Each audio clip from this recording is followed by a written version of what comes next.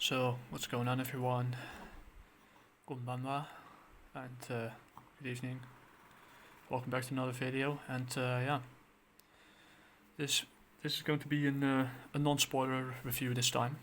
And yeah, it's something I wanted to do for a very long time, and that's review a manga. Not just a manga. We're going to do a non-spoiler review of yeah, Astroboy 2. This basically in 2002, Dark Horse decided to yeah, to publish the former tankōbon of stories from the 23 tankōbon in made accessible for yeah, the Western audiences. So yeah, in the second volume, they kind of combined 3 stories: His Majesty Deathcross, the Third Wizard, and in Dutch, I don't know why they translated it, but as you might see from my notes, and those bastards, I don't know why those bastards did it, or the Third Magician. What you see from my notes, Shiroi Wakse.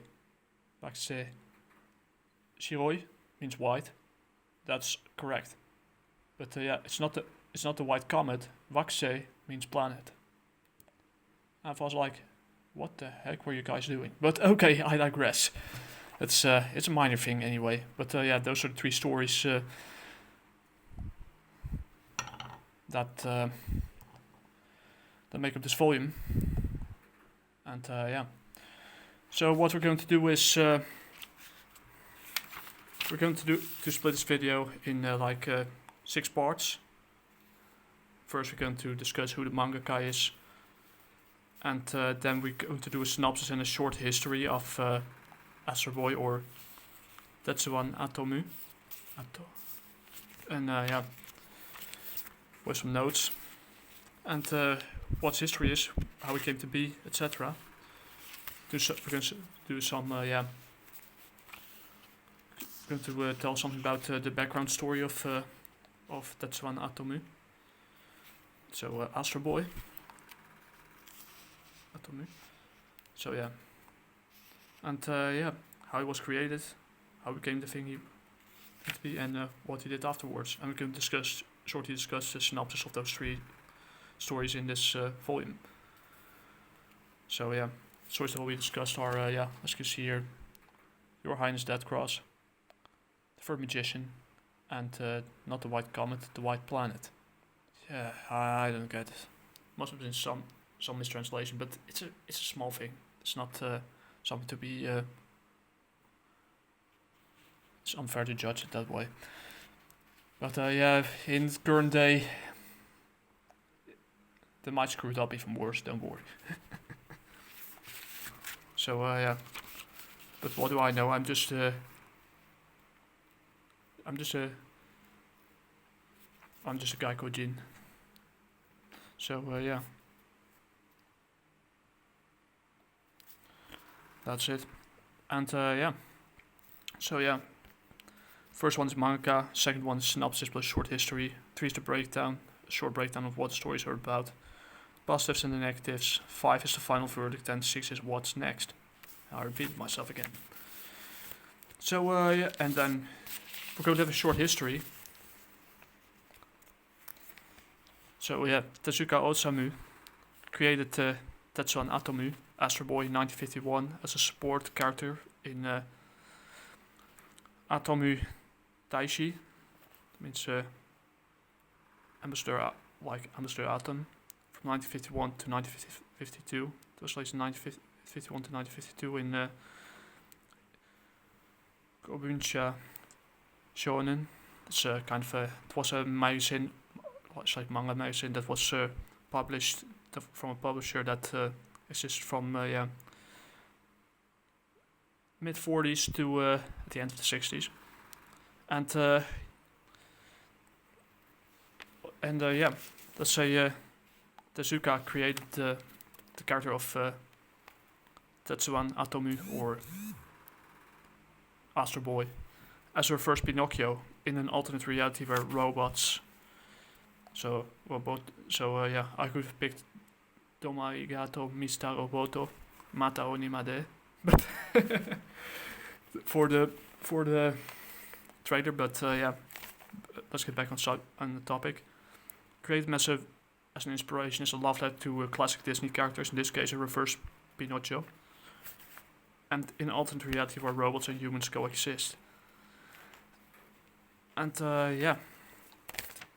and I did some background checks before we're going to discuss the rest in what it actually meant, because I made some extra notes, and don't look at my handwriting because it's absolutely horrendous. I don't like this. But I did some background checks. I even made an attempt to write down the kanji.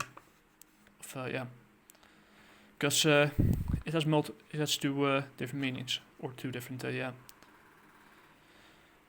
ways to describe something. But what stood out to me is that one part was the katakana variation, and the other one was the hiragana variation. Both mean the same thing, but in a slightly different context. Tetsu means iron, or the element iron from the periodic table, or steel, but could also mean strong. And kurukane also means iron, but more like but in other kind of context. And this is the kanji. And the second one is the first name. So look at the kanji, it's the same thing for arm, ude. But what you also get wan. So tetsuwan could basically mean strong arm. And atomu, they borrowed it from the English, means atom. So I don't have a pen with me, but the message is clear. And so it could mean strong arm atom, or it could mean steel arm atom, or it could mean mighty atom, which was the original name or translation. And for first try I didn't do bad. So that's a breakdown of that. Take another sip of decaf, because it's a little late. I don't need caffeine at this hour. So into now that we had the breakdown, we're going to discuss the background story of Tetsuan Atomu. And it was originally he was created as a replacement of the son of the lead scientist at the Ministry of Science. It was originally named his son, Tobio, died after he ran away from home during a car accident. And Dr. Tema was the head scientist. He built a robot resemblance of his son, and he eventually adopts him. And over time, he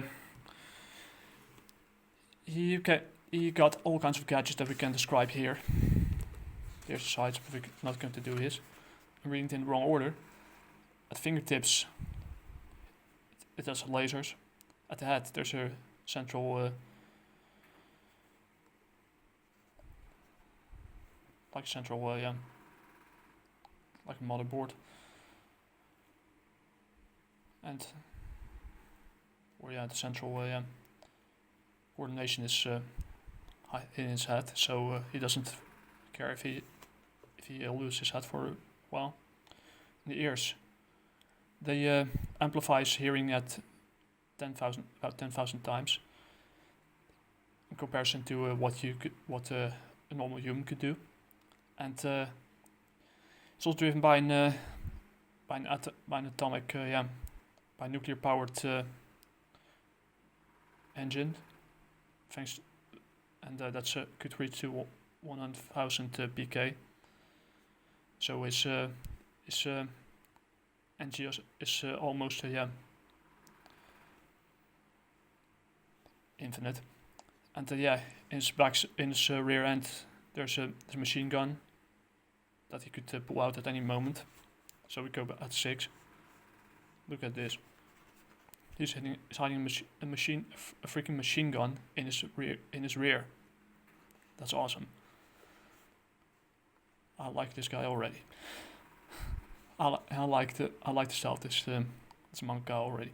So yeah, in the feed there are two jet streams. The could drive them up to Mach 5, and yeah, in when he's in space, outside in space, he could turn it on into rockets. So rocket engine. So yeah, great. Computer, the central yeah, coordination could be his central nervous system could yeah, basically make all kinds of calculations like a supercomputer. And he speaks about 60 languages fluently. And he could differentiate between bad and good people. The arms as propeller system, and only works when he also has an emergency system in his arms that only works when other systems fail. And the eyes see twice as the things that humans do. So yeah, there are lights. There are like lights in it and cameras. So yeah, we got a little breakdown of how he's built up. Now we're going to eventually over time, after a while, his stories got collected in about 23 tankōbon volumes, and yeah. But the best story for now is when His Highness Deathcross was released at the beginning of the 1960s. There were no ninja manga. There were no hardly any seinen mangakas. Maybe one from Keiji Nakazawa, but he could be a little later. There were no things like ninja mangas or mangas where they slash each other's heads off. So yeah, and what happens in a little teaser in His Highness Deathcross? It was considered back now. Nowadays you think, oh, that's just shonen manga for teenagers. And you thought the people who complain today that think about the children were the worst thing to happen. Well, back in the day, it was the older generation, especially the politicians, etc., and even the publisher, I think, they thought it was too cruel for kids and youngsters to watch, because what he does in this, what Astroboy does in it, or Tetsuan Atomu, my bad, he basically destroys other robots. That's a spoiler. So I only broke my rule. And so it got a difficult time to get published or for reception, but eventually he tried to publish. Tezuka Sama tried to publish it in the United States, but they were like, "What the heck? This little boy is destroying robots. This is equally close to murder." Yeah, he thought, jeez, he got the Japanese politicians basically nailed him or ravaged him, and now the Americans did it as well. It also same time thing during the comic book authority code or something in that trend. I don't know, or maybe it came later. But yeah, it was. If I think about children today, that excuse is terrible now. Well, back in the day, they knew a few things as well. Whoops. And I almost hit a chestnut. So yeah, what's about this? What His Highness Deathcross is all about is he. Rak, the first robot president of the county of Guravia, asks Astroboy's help for yeah, but he's in a country where he became the first robot president. But but there's also another antagonist, His Highness Deathcross, who wants to make the robots again submissive to humans, and has big plans with Rak the president. And so he eventually captures. Eventually, he captures the one that that watches over him. So the third magician, the second story that's we talk about is the third magician. That's called Christorov, the magician, who was basically does all kinds of magic tricks based on all kinds of optical illusions. But eventually get captured by a crime lord called Crime Anonymous, who wants to use his tricks for evil, and eventually creates an evil clone of him. So much, but because the public doesn't know that the other one is a clone, he decides. What the police commission decides is to push for, and politicians decide to push for the Robo Act that could deactivate or take away their independence, independent thinking skills, etc. So it caused a lot of things that you might also see today. You think that guy was ahead of his time. The third story, it's called I don't get it, but maybe that's because I went too deep into this. The third one is the White Comet. What happens in the White Comet, but as you might here see,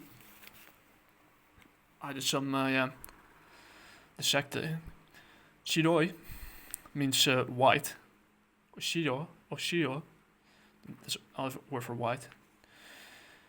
Wakse, that means planet. It's not a comet. So what it's about? It's about the white planet is called. It's basically a story about a racing car that goes across the entire racing competition. That goes across the entire world, and the white planet is the victor. And the competition decides to sabotage it and destroy its motherboard or its mother brain.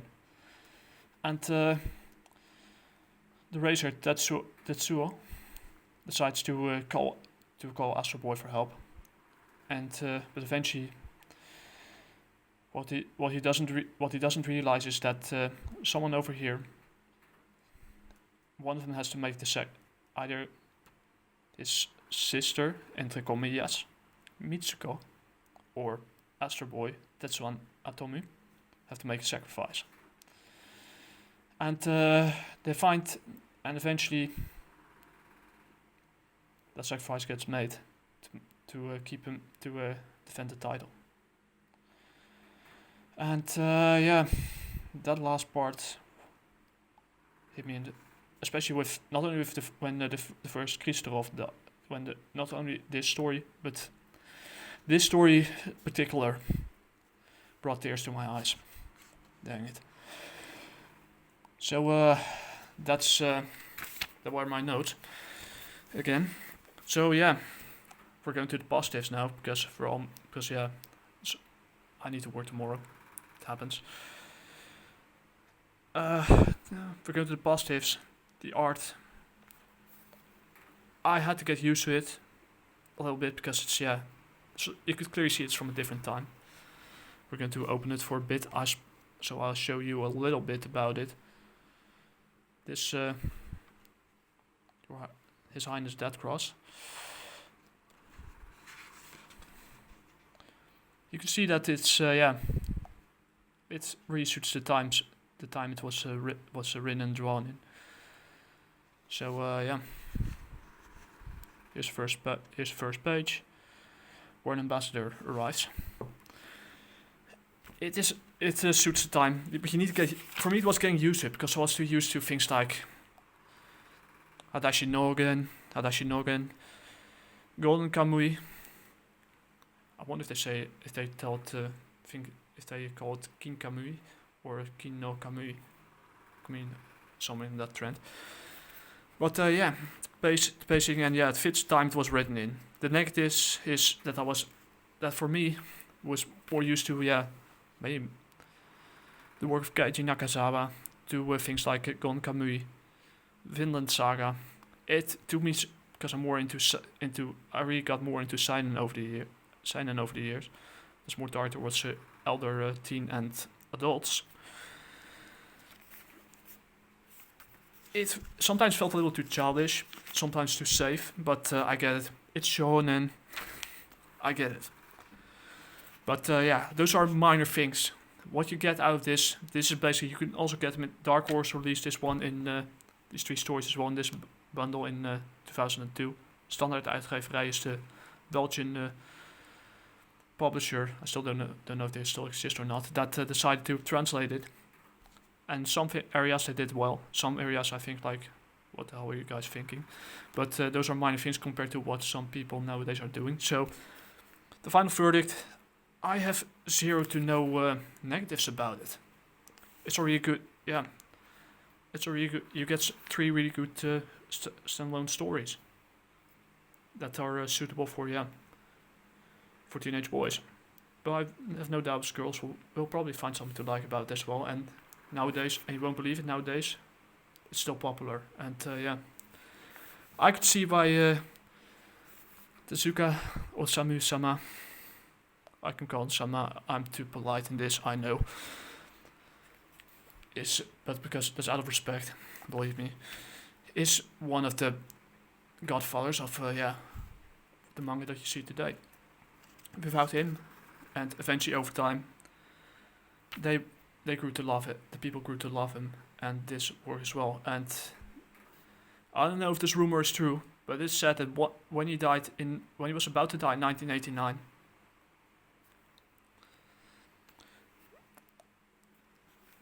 Tezuka was at his deathbed. He begged. Apparently, I don't know if I have to trust his source or not. I don't know. But he begged. He seems to have begged a nurse to keep his drawing equipment and to let him work again. To please let him work. And yeah, unfortunately, he passed away afterwards. So may his soul rest in peace. He lived for the heart, and he died for it. I have no words for this, but yeah, rest in peace, man. And yeah, I was planning to give it an 85 out of 100, but I give it a 9. I can only give it a 9 out of a 19, so a 9 out of 100 because not only is this a few stories hit me in the feels, but this guy gave everything for it. And yeah, his inspiration lives on in other stories. He inspired Gundam, and he also inspired Mega Man for that, or Rocketman for that matter. So without him, without Tezuka and Astroboy or Tetsuan Atomu, Capcom, or what I prefer to call it nowadays, Crapcom, wouldn't be in the place where they are now if it wasn't for him. Rest in peace. So yeah, may his soul rest in peace. And yeah, if anybody is looking at this and thinks that, oh, he's just pretending to care about this, believe me that, and yeah, believe me that's not my intention. I really tried to do my best in this video to pay my respects and homage to Tezuka. There's a tear in my eye.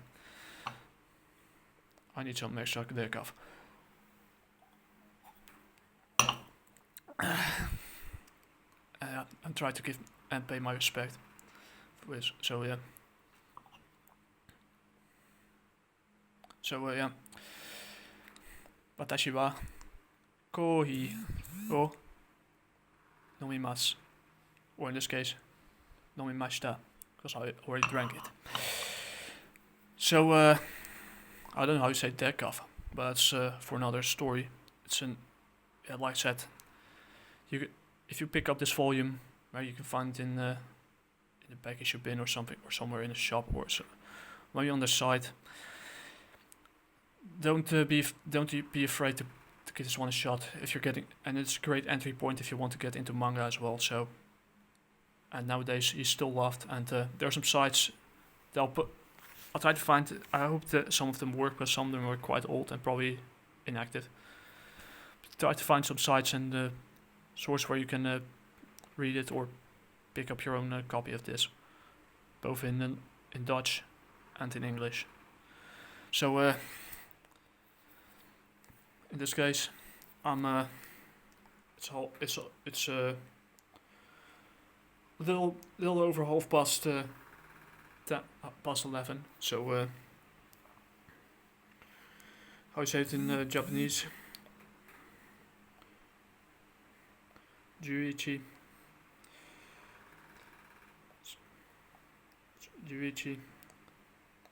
Sanju Kosai. So it's about that hour. So I'm not. That's why I give for it. It's a 99 out of 100, and yeah. So I pick it up because actually you need to get used to the art style a bit, and too, yeah, some things are dated, but you get a better read out of this than you could ever find in a young adult American graphic novel nowadays, because this is from a different time, and yeah, it jump started a whole chain of events.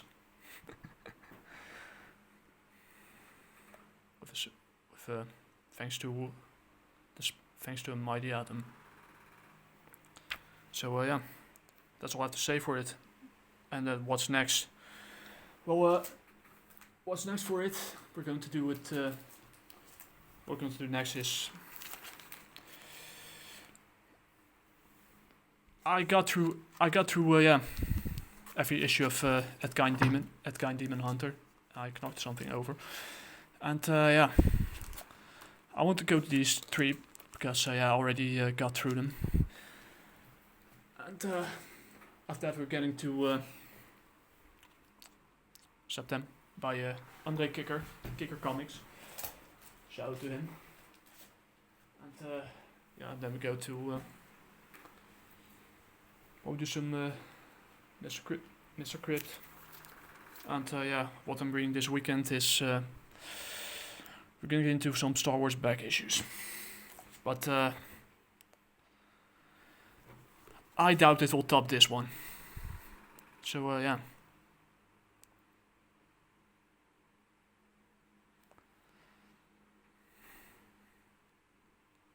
Omedeto gozaimashita.